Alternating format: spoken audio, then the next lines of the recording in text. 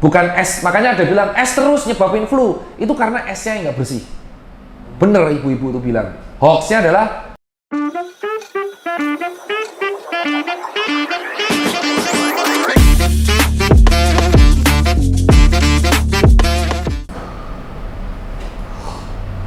Assalamualaikum warahmatullahi wabarakatuh. Kembali lagi dengan saya Peng di acara edukasi kesehatan mantap jiwa. Kali ini kita akan membahas satu pertanyaan netizen. Jonathan, persiapkan pertanyaan satu netizen, kita akan bahas secara mendetail selama 10 menit ke depan. Sinusitis. Siap? Belum. Oh, belum, apa? Sinusitis. Waktunya belum diklik. Oh iya.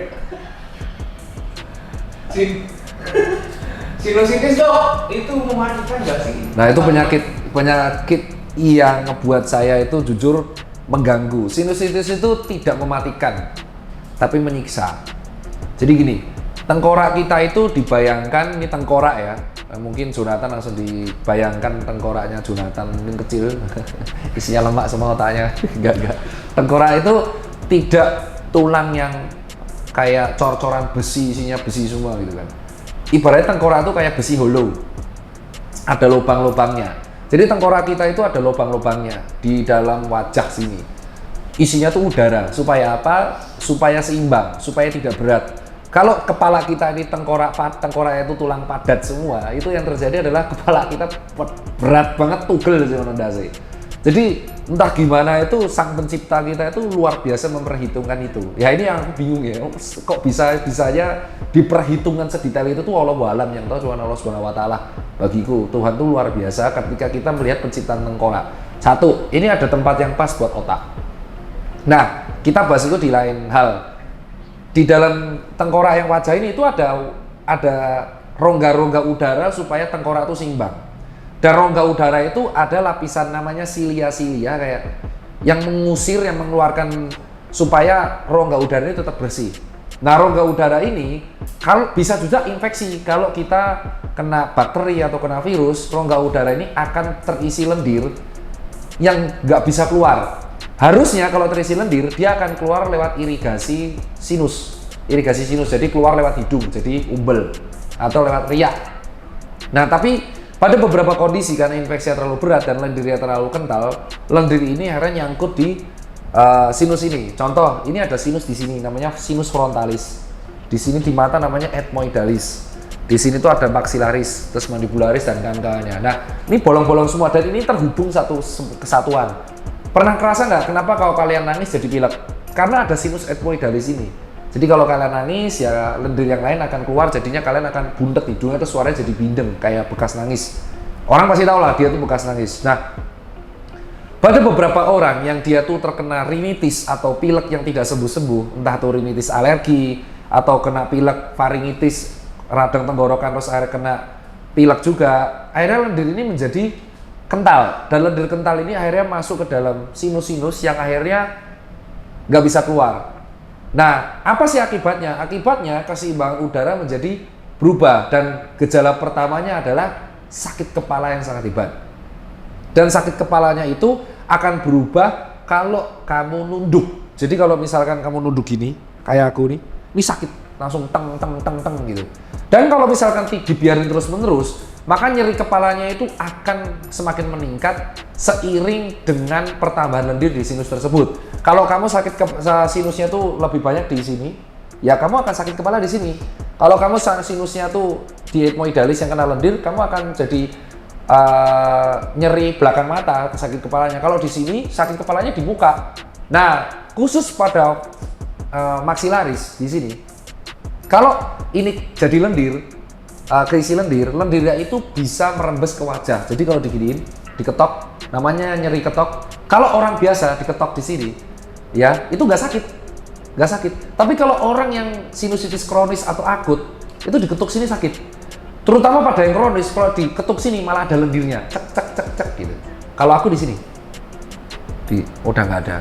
Nah, musuhnya orang sinusitis itu ada 3. Yang pertama adalah naik pesawat. Kalau kita naik pesawat, itu karena keseimbangan udara kita itu nggak seimbang, nyeri Pak, telinga nyeri banget.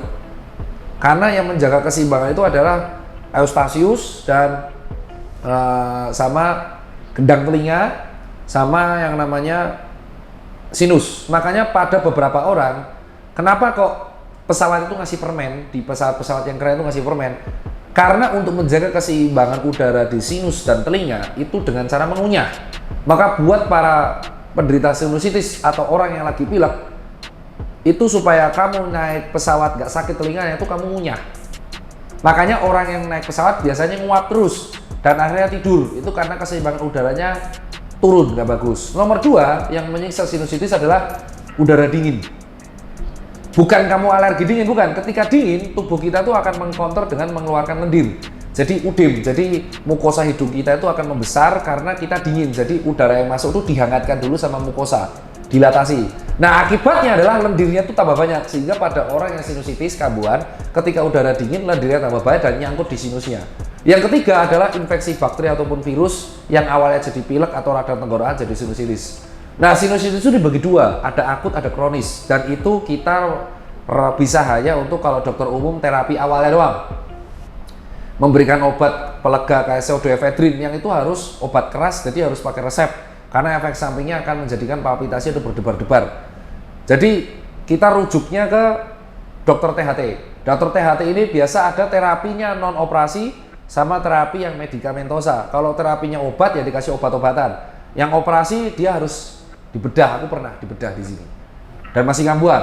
Nah, ada tips orang-orang dokter THT ini, kadang tips buat para penderita sinus untuk memperlancar kalau hidungnya buntet, ada yang pakainya irigasi nasal. Ingat yang kemarin pas COVID viral kita pakai NaCl disemprot terus ininya keluar dari semua. Itu sangat membantu.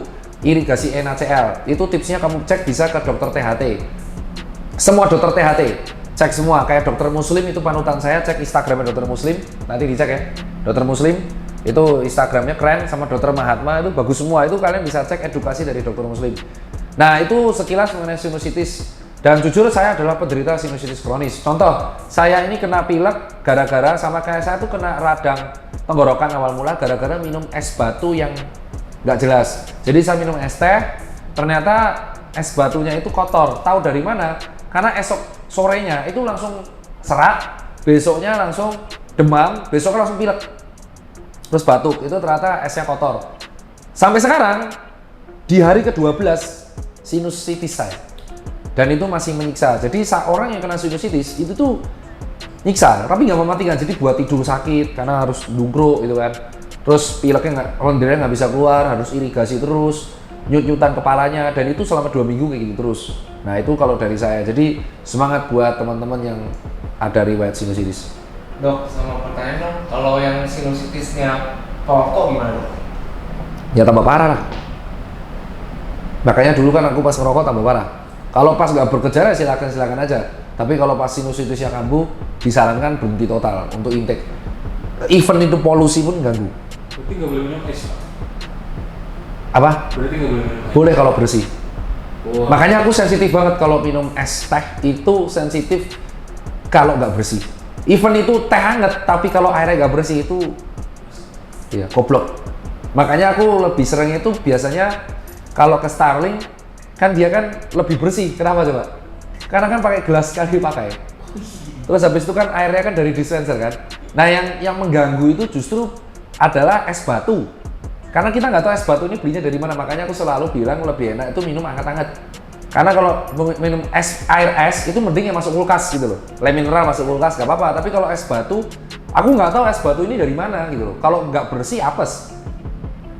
Tapi kalau kamu minum air hangat tuh, kalau direbus itu bakteri apapun pasti kalah. Semua bakteri dan virus itu mati kalau airnya direbus di suhu 80 derajat.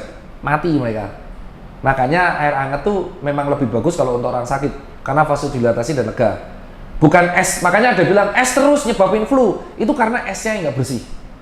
Bener ibu-ibu itu bilang. Hoaxnya adalah minum es itu nyebabin pilek. Enggak. Tapi es yang nggak bersih nyebabin pilek. Ya. Clear ya? Ini masuk real deh. Jadi kalau dibilang es terus nyebabin pilek, nggak semua es nyebabin pilek. Yang nyebabin pilek es yang kotor. Makanya ibu-ibu, paham aku kenapa ibu-ibu edukasi. Dulu kan aku sempat bantah ya. Kenapa ibu-ibu edukasi es terus nyebabin pilek? Karena mereka nggak tahu es ini bersih apa enggak.